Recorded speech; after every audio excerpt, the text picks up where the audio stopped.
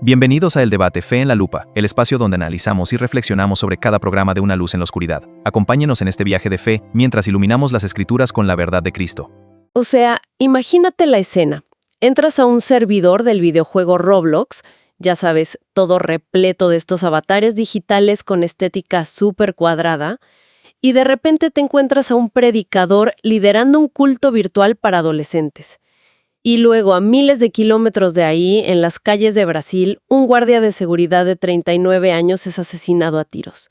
¿Por qué? Pues por atreverse a decirle al crimen organizado de su barrio que su fe es una autoridad más grande que el cártel. Uf, qué fuerte. El contraste es brutal, la verdad. Totalmente. Y uno se pregunta, ¿qué podrían tener en común estos dos escenarios que suenan tan radicalmente opuestos? Y creo que lo que nos muestran es que esa imagen tradicional, o sea, casi universal, del creyente silencioso, súper pasivo y confinado a las cuatro paredes de un templo, pues simplemente ha dejado de existir. Exacto. Y es precisamente esa evolución lo que nos reúne hoy en esta inmersión profunda.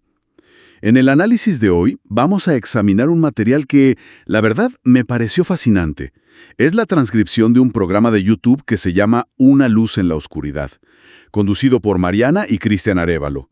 Y a ver, quiero hacer una aclaración súper importante desde el principio. Ajara, dilo. Nuestro propósito aquí no es, de ninguna manera, debatir la validez de los dogmas teológicos o, digamos, tomar partido sobre las creencias religiosas que se presentan en el show. Lo que haremos es diseccionar la anatomía de este mensaje. Queremos entender cómo esta narrativa está redefiniendo por completo la identidad de su audiencia. O sea, cómo los empuja a hacer una postura sumamente activa frente a este mundo moderno. Claro, y me parece vital recalcar por qué esto es relevante para quienes nos escuchan. Y incluso si alguien que está prestando atención a esto no ha pisado una iglesia en su vida, los mecanismos que vamos a ver hoy son universales. O sea, todos sabemos lo difícil que es lidiar con personas abusivas o, no sé, el impacto psicológico que tienen una traición por parte de un amigo cercano. Sí, el dolor humano es universal al final del día. Tal cual. Y lo que el programa de los Arévalo ofrece a su audiencia es, en esencia, una especie de manual milenario, pero adaptado para sobrevivir a esas crisis modernas. Utilizan textos súper antiguos para construir resiliencia. Bien, vamos a desempacar esto porque hay mucha tela de dónde cortar. El material arranca con una sección que ellos llaman Buenas Noticias, pero descartan por completo la idea de la religión como si fuera un club privado. Comienzan mostrando cómo el mensaje está invadiendo rincones sociales muy inaccesibles. Y empiezan nada menos que con un entorno de máxima seguridad. Sí, relatan un evento masivo en El Salvador, específicamente en el Centro Penal de la Esperanza, Mariona, y describen cómo la agrupación Miel San Marcos logró ingresar a esta prisión para ministrar a cerca de 4,000 internos. O sea, imagínate la logística, llegando al punto de grabar una canción en vivo titulada Cristo, justo ahí, en medio de la población carcelaria. ¡Wow! 4,000 personas en una cárcel es una locura. Lo es. Pero más allá de la logística del evento, la narrativa introduce aquí un concepto psicológico muy, muy poderoso sobre la autonomía humana. Plantean que la verdadera libertad no depende de la geografía, o sea, ni de las rejas. Exacto. Y fíjate que ilustran esa idea con la historia de un pastor, un tal Santo Salvatierra. Según cuenta el relato, este hombre experimentó una transformación interna súper profunda y encontró, digamos, su libertad mientras aún cumplía su condena en esa prisión. Ajá, es como una reestructuración cognitiva total. Totalmente. Es una forma de decirle a su audiencia que las barreras físicas no tienen por qué definir tu estado mental. Y lo que resulta verdaderamente genial del análisis que hacen es como, o sea, inmediatamente después de hablar del confinamiento físico más extremo que te puedas imaginar, saltan al espacio menos restringido que existe en la actualidad, que es la inmaterialidad del mundo digital. Lo fascinante aquí es ese salto narrativo. Es brillante. Pasan de una cárcel de máxima seguridad a Roblox, o sea, una de las plataformas de videojuegos más grandes del mundo, que además está dominada por una demografía súper joven. La transcripción destaca la labor de Rigoberto Hidalgo. Él es un predicador que decidió crear, un culto virtual interactivo directamente dentro de este juego. Es que te vuela la cabeza. Su premisa es bastante simple, la verdad. Quieren alcanzar a una generación que probablemente jamás, o sea, nunca pondré un pie dentro de una iglesia con esa arquitectura tradicional de ladrillo y cemento. Claro, los chicos hoy en día están en sus pantallas, no buscando catedrales. Así es. Y si lo pensamos desde la perspectiva de la estrategia moderna, es una movida brillante. A mí se me ocurre una analogía. Es como una marca que reconoce que la vieja táctica de sentarse a esperar a que los clientes entren caminando por la puerta de su tienda física, pues está destinada al fracaso. Totalmente de acuerdo. Renovarse o morir, como dicen. Exacto. Entonces, en lugar de quejarse de que los jóvenes ya no asisten, abren sucursales directamente en los ecosistemas donde esa demografía ya invierte su tiempo y su energía. Es un nivel de proactividad fascinante. Y esa adaptabilidad demuestra algo clave en su mensaje. Rechazan por completo la idea de que lo sagrado solo puede ocurrir en espacios, digamos, consagrados tradicionalmente. Sin embargo, toda esta expansión sin fronteras conlleva una tensión inherente. A medida que analizan cómo la fe penetra en todos estos espacios, los conductores del programa exponen una realidad sociológica innegable. ¿Y cuál sería esa realidad, según ellos? Pues que el precio y la forma de vivir esa fe varían de manera dramática dependiendo de dónde se encuentre parado el individuo. No es lo mismo en todos lados. Claro, esa tensión sociológica es abismal. Y aquí vemos cómo, por un lado, el programa nos muestra lo que podríamos llamar, no sé, la fe de estilo de vida. Menciona la transcripción a Antonella Roccuzzo, que es la esposa de Lionel Messi. Ella publicó en sus redes sociales una imagen de una Biblia abierta y estaba específicamente en la parábola de los talentos. Ah, sí, la del Evangelio de Mateo, ¿no? Exactamente. Para quienes no recuerden el texto o no estén familiarizados, es esta historia sobre la responsabilidad de multiplicar los dones o talentos que se te han entregado en la vida. Y en ese contexto particular, la narrativa religiosa funciona más bien como un recordatorio pacífico, casi integrado al desarrollo personal y al éxito público de esta celebridad. Es el uso de principios antiguos aplicados a la productividad, a la gratitud en la vida diaria. Es algo estético, es seguro y, sobre todo, es socialmente aceptado. Pero aquí es donde se pone realmente interesante, porque en la misma respiración, o sea, sin pausa, el tono de la transcripción se vuelve increíblemente sombrío. Nos trasladan de las redes sociales de esta élite mundial a las favelas de Brasil. Nos presentan el caso del pastor Rick Andrade da Silva. El de Brasil, claro. El trabajador de seguridad. Ese mismo, un tipo de 39 años que, a diferencia del caso anterior, no estaba publicando fotos estéticas en Instagram, sino haciendo una declaración pública y muy peligrosa en su comunidad. Él dijo que su figura central, o sea Jesús, ostentaba mayor autoridad que el crimen organizado que controlaba esa zona en particular. Y esa declaración, lamentablemente, le costó la vida. Fue asesinado. Si conectamos esto con el panorama general, la yuxtaposición de estas dos historias prepara el terreno psicológico para el resto del programa de manera magistral. Tienes, por un lado, una fe que es un accesorio pacífico para la vida, y por el otro, una convicción pero tan radical que impulsa a un individuo a enfrentar estructuras de poder letales. ¿Sí? Es una negativa absoluta a quedarse callado frente al peligro. Y de hecho, esto es lo que abre la puerta al argumento más provocativo que los Arévalo desarrollan a continuación. Entran a un segmento que ellos titulan El Evangelio Revelado. Y específicamente hablan de las, cito textualmente, mentiras del mentiroso. Ese título ya te dice bastante sobre la postura que van a tomar. Totalmente. Y el objetivo de este segmento es demoler por completo el estereotipo del que hablábamos al principio. Buscan erradicar, o sea, arrancar de raíz la noción de que ser un buen creyente equivale a ser un mártir silencioso. Esa idea de alguien que debe agachar la cabeza y soportar cualquier tipo de maltrato o injusticia con una sonrisa resignada. Y el argumento central de Arévalo aquí es clave. Ellos dicen que esta noción de sumisión incondicional en realidad no proviene de sus textos sagrados. Argumentan que es una manipulación cultural. Y utilizan la figura del diablo, a quien denominan el padre de la mentira, para explicar cómo se ha infiltrado esta falacia en la sociedad. La mentira de que la espiritualidad auténtica prohíbe el enojo, prohíbe el reclamo justificado o incluso la defensa propia. Y para sostener esta teoría, no se andan con rodeos, van directamente a la biografía de su líder histórico, Jesús, y extraen ejemplos donde su comportamiento es, digamos, abiertamente beligerante, contra las figuras de autoridad religiosa de su época. Hay un momento que citan donde él los confronta y los llama sepulcros blanqueados. Esa es una frase pesada. Súper pesada.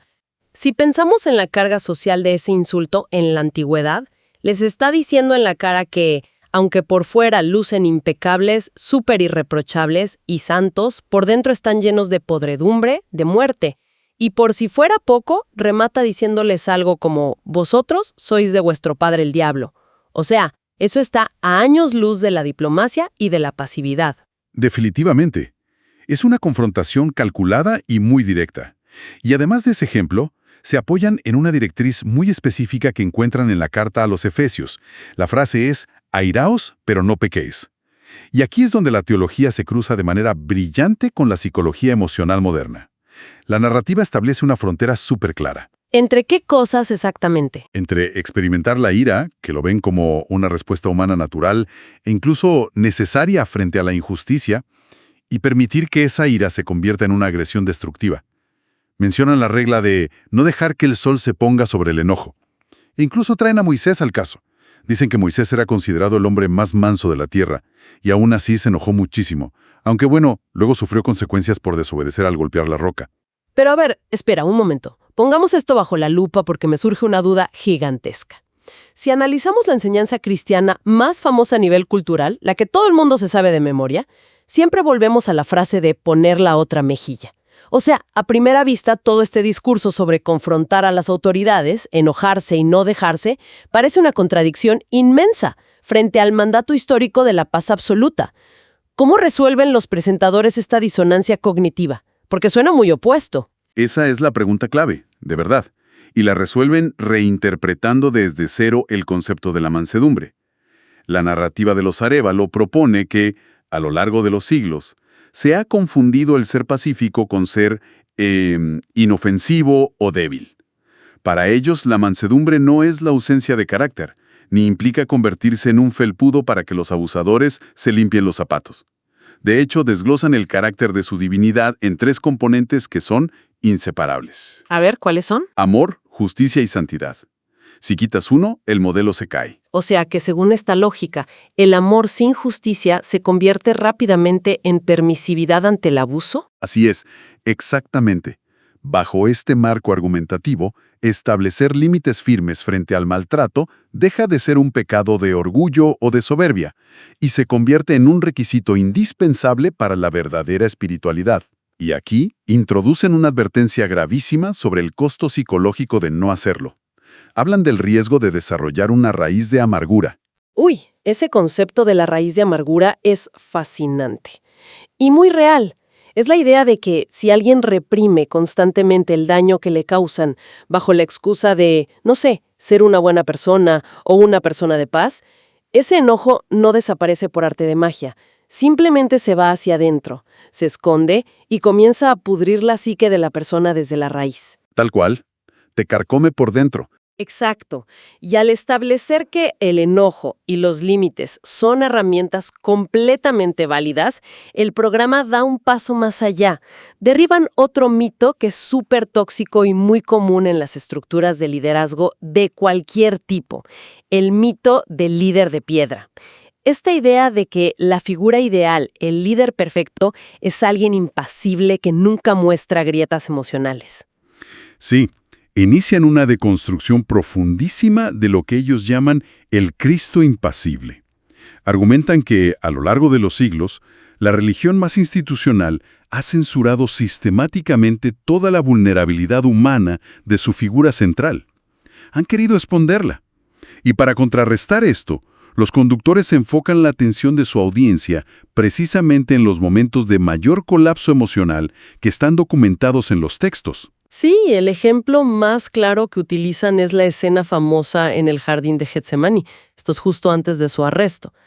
Y el texto lo describe sudando sangre. O sea, eso es debido a una angustia clínica real, pidiendo abiertamente si existe alguna manera de evitar esa copa de sufrimiento. No vemos para nada a un héroe estoico de película de acción que acepta su destino sin parpadear. Vemos terror humano y un rechazo visceral al dolor. Es un retrato muy crudo. Y luego fíjate, en el clímax de la narrativa, durante la misma crucifixión, ocurre ese grito que es verdaderamente devastador, cuando él clama, Dios mío, ¿por qué me has desamparado? Lo interesante de cómo la fuente aborda ese grito es que no lo interpretan como una falla o una debilidad en la fe del personaje. Al contrario, lo ven como la máxima validación del sentimiento humano de abandono. Claro, dándole permiso a la gente de sentirse abandonada a veces. Exactamente. Además, este análisis del comportamiento de Jesús se extiende a la forma en que él mismo manejaba sus relaciones interpersonales. Los conductores señalan que él ejercía su derecho a retirarse de entornos tóxicos. Citan, por ejemplo, las instrucciones que les dio a sus seguidores de sacudir el polvo de sus pies y simplemente abandonar los pueblos donde no eran valorados o no los recibían bien. E incluso mencionan que él no le entregaba el mismo nivel de energía o claridad a todo el mundo. O sea, el programa destaca cómo utilizaba parábolas. Estas narrativas, que son un poco más crípticas, más difíciles de entender, al hablar con grupos que, según el texto, no tenían un corazón dispuesto a escuchar. Y a ver, si traducimos todo este discurso antiguo a la terminología moderna de hoy en día, suena exactamente igual a los principios fundamentales de la terapia cognitivo-conductual. Totalmente. Es salud mental aplicada. Las emociones negativas, aprender a establecer límites saludables y darte a ti mismo el permiso absoluto de alejarte de personas que drenan tu bienestar. Y este paralelismo demuestra cómo operan realmente estas narrativas en la vida de quienes escuchan el programa.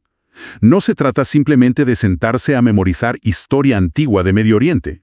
Esto plantea una pregunta importante sobre cómo la teología puede usarse de forma práctica.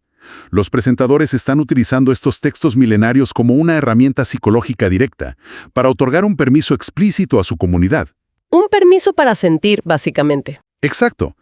Les dan permiso para sentir miedo, permiso para dudar, para enojarse frente al abuso, y yo diría que lo más importante, permiso para abandonar por fin la máscara de falsa perfección y piedad que muchas veces, tristemente, exige el propio entorno religioso. Es como si les quitaran una armadura de plomo que llevan cargando por años sobre los hombros. Pero, ojo aquí, porque aprender a construir esas defensas emocionales y esos límites se vuelve absolutamente crítico en la siguiente parte del programa y por una razón bastante oscura. La narrativa da un giro y argumentan que las peores amenazas para la estabilidad de una persona rara vez provienen del mundo secular o de este supuesto enemigo externo. Sostienen que el mayor peligro está sentado justo a tu lado. Sí, dentro de tu propio círculo. Exacto, dentro de tu círculo de confianza más íntimo. Y aquí es donde entramos a la anatomía de la traición interna. Un concepto que ellos etiquetan de manera muy sugerente como el espíritu de Judas. El impacto psicológico que describen en esta sección es muy específico. Argumentan que el daño real, el que te destruye, no proviene de un ataque frontal de alguien que tú ya sabes que te odia. Proviene de la puñalada por la espalda de quien comparte tu mesa. De alguien que conoce tus vulnerabilidades simplemente porque tú mismo cometiste el error de confiárselas. Es escalofriante pensarlo así. Y para respaldar esto, la transcripción menciona el Salmo 55, que si lo lees es básicamente un lamento súper doloroso sobre la traición de un amigo íntimo. Alguien con quien el autor solía caminar junto hacia la casa de Dios, imagínate. También citan el libro de los Hechos, donde hay una advertencia súper clara sobre lo que llaman lobos rapaces.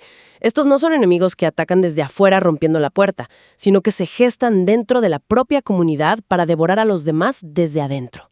Y para evitar que esto se quede nada más en pura teoría teológica antigua, uno de los presentadores, Cristian Arévalo, comparte una anécdota personal que, la verdad, aterriza el concepto brutalmente.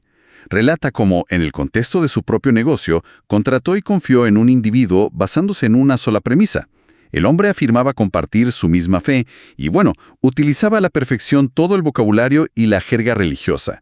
Sabía qué decir. El clásico que se sabe todas las frases correctas. Ese mismo. Y el resultado de otorgar esa confianza automática, esa confianza no cuestionada, fue que esa persona terminó robándole en su negocio. Uf, qué golpe. Pero esa anécdota es, digamos, el ancla perfecta para la lección de supervivencia que intentan transmitir a su audiencia. A partir de ese fracaso personal, los conductores extraen una directriz de la primera carta de Juan. La instrucción es probar los espíritus. La enseñanza aquí es clarísima. La confianza es algo que debe ganarse a través del carácter comprobado con el tiempo y jamás, pero jamás debe regalarse ciegamente solo porque alguien se ponga la etiqueta correcta. Ya sea que hable mucho de Dios, use la ropa adecuada o comparta tu ideología política. Requiere un discernimiento implacable, especialmente, y esto es lo más difícil, con los pares, con los que consideramos de los nuestros. Pero aquí se presenta un riesgo psicológico enorme para la audiencia. Si de pronto te das cuenta de que no puedes confiar ciegamente ni siquiera en tu propia comunidad o religión, la reacción natural de la mente es caer en un cinismo absoluto. Es querer aislarte del mundo y no volver a confiar en nadie. Sí, construir un muro gigante a tu alrededor. Exacto. Y para evitar que su audiencia se hunda en esa desesperanza, el programa recurre a una última herramienta narrativa muy interesante para reconfigurar el trauma de la traición. Utilizan la historia de José, allá en el libro del Génesis. Ay, esa es la historia clásica de la disonancia cognitiva máxima. Un joven que es vendido como esclavo y traicionado por sus propios hermanos de sangre, y todo motivado por la envidia. Cualquiera pensaría que ese es el final del camino para él. O sea, es la justificación perfecta para odiar al mundo entero y volverte un villano. Sin embargo, el análisis que hacen los arévalos se enfoca en el arco narrativo completo. José sobrevive a esa traición profunda. Pasa años encerrado en prisión de forma injusta, pero eventualmente termina gobernando Egipto desde un palacio. Los presentadores martillan una idea que es fundamental aquí. La traición no canceló su destino. Esa es su frase. Citan un momento del capítulo 50 del Génesis, donde José enfrenta por fin a sus hermanos y les dice que lo que ellos planearon para el mal, Dios terminó utilizándolo para un bien mayor. Es una locura de perspectiva. Esa es la reescritura definitiva del sufrimiento, ¿no crees? Desde una perspectiva analítica, este es el antídoto perfecto contra el cinismo. Cuando una persona sufre un engaño devastador por parte de alguien en quien confiaba plenamente, su cerebro necesita desesperadamente un marco para procesar ese dolor. La narrativa que ofrece este programa toma esa traición y le quita su poder destructivo. Ya no es el final triste de la historia, ni una prueba de que el individuo es un fracaso o que está completamente solo. Le dan un giro de 180 grados. Se reinterpreta como un paso doloroso, sí, nadie lo niega, pero estratégicamente necesario en una coreografía mucho más grande hacia un propósito vital. Básicamente, le otorga significado a la cicatriz. ¡Wow! Es asombroso cómo se construyen estos sistemas narrativos para ordenar el caos de la experiencia humana.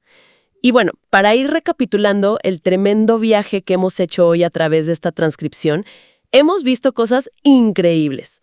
Vimos cómo un mensaje intenta sobrevivir y mantener su urgencia adaptándose a cualquier medio necesario. Vimos esa capacidad ágil de saltar de la abstracción total de los avatares cuadrados en Roblox a la crudeza física absoluta de una prisión de máxima seguridad en El Salvador. Sí, un recorrido de un extremo al otro. Y también analizamos esa delgada línea que separa a quienes viven su creencia como un añadido súper estético en sus redes sociales de aquellos que, como el pastor en Brasil, pagan literalmente con su vida la osadía de desafiar al crimen organizado.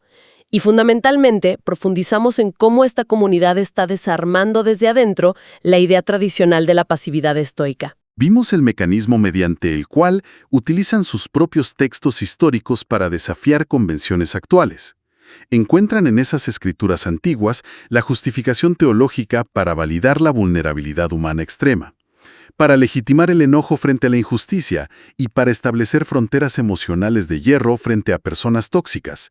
Y finalmente, analizamos cómo logran transformar el veneno amargo de la traición interna en un combustible para el propósito personal. Lo que nos deja clarísimo que las narrativas, sean religiosas, filosóficas o seculares, operan como andamios psicológicos fundamentales. Nos muestran las estructuras que los seres humanos inventamos para darle sentido a lo injusto, asimilar la decepción que todos vivimos y encontrar la fuerza para levantarnos de la cama al día siguiente. Y esto nos deja con una última reflexión. Una idea bastante provocativa para llevar con nosotros mientras cerramos nuestro análisis de hoy. Piensen en ese principio que propusieron los conductores sobre probar los espíritus. ¿El de no confiar ciegamente? Ajá. Exacto. Esa instrucción de dudar activamente de las apariencias piadosas y de negarnos a regalar nuestra confianza solo porque alguien usa la etiqueta correcta frente a nosotros. Es un principio de escepticismo saludable que, si lo piensas, choca directamente con la forma en que solemos operar en sociedad hoy en día. Sin lugar a dudas, vivimos en la era de las cámaras de eco. La tendencia natural, propiciada además por nuestros propios sesgos y los algoritmos de Internet, es buscar refugio constante entre los nuestros. Nos rodeamos de personas que piensan exactamente igual que nosotros y tendemos a confiar a ciegas en quienes comparten nuestras ideologías, ya sean estas causas sociales, círculos académicos, facciones políticas o comunidades religiosas. Asumimos casi por defecto que porque están en nuestro bando son inherentemente buenos o tienen la razón. Una trampa muy común en la que todos caemos. Entonces, la pregunta que nos queda flotando para cualquiera que nos escuche es: ¿cómo cambiaría nuestra forma de interactuar con el mundo, de consumir información e incluso de proteger nuestra propia salud mental si decidiéramos aplicar este nivel implacable de escrutinio riguroso precisamente a los líderes y a las comunidades en las que más confiamos? Es algo para pensar seriamente. Hasta la próxima inmersión profunda.